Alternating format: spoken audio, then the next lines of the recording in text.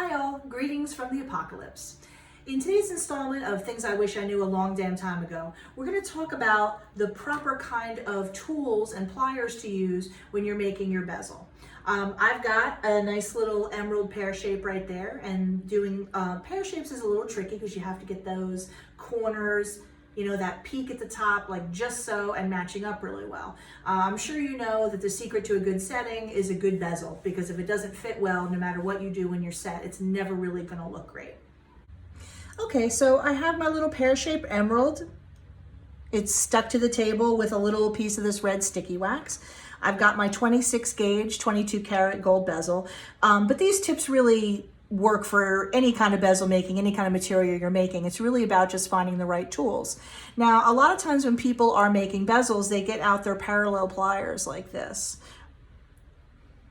Now, to me, these are just too wide. If I try to shape this little point, this thing is going to flatten out a big section of it. And if you notice, this stone really is all curves. So I think I'm much better off using little chain nose pliers. I really never use the wide parallel ones, at least for bezel making. I mean, they have plenty of uses, of course, in the studio, but not for this. You want to use something like this with nice fine tips.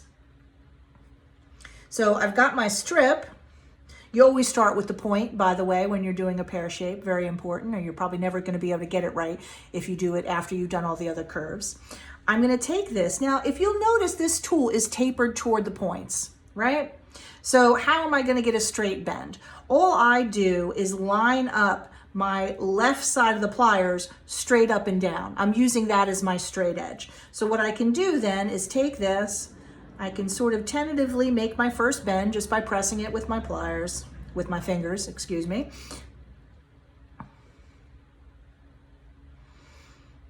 Okay, so there it is.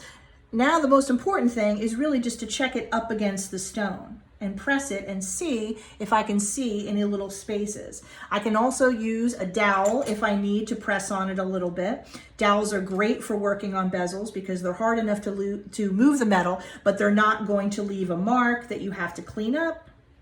You see what I mean? I can take it just like this and kind of press up against there, because what I want to see is I want this bezel to just go over it, you know, up and down, but no extra space. Now I can see a little tiny bit of extra space right there. So I'm going to tweak it with these a little bit until I have it match up really nicely. There we go.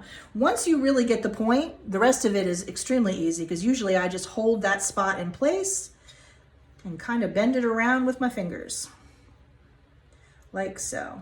And again, I'm going to use my dowel to kind of press on it a little bit, and I'm going to check it to make sure I don't have any additional space.